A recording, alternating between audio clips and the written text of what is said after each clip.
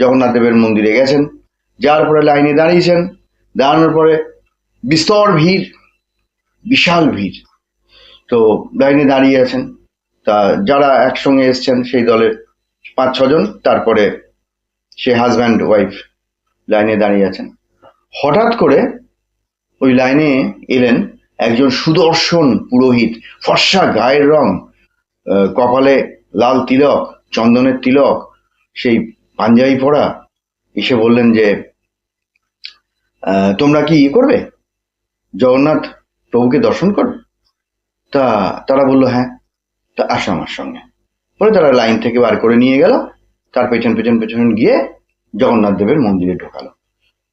বিশাল একটা ঘর, জানলা দরজা খোলা, আলোয় আলো।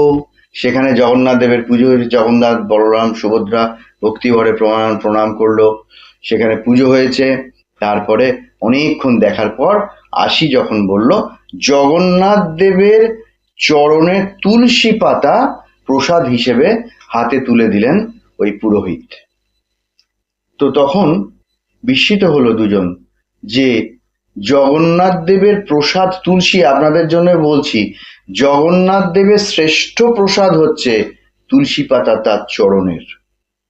পেলে সেবা নেবেন, আহার করবেন, এবং যদি অতিরিক্ত পান, পুরীতে গেলে মাস্ট ওটা আনবেন, একটা ভালো পেপারের পেঁচিয়ে ওটা একটা যথাস্থানে আলমারির মধ্যেই রাখুন, বা যে কোনো একটা ভালো স্থানে রাখুন, আয় উন্নতিতে ভরে যাবে।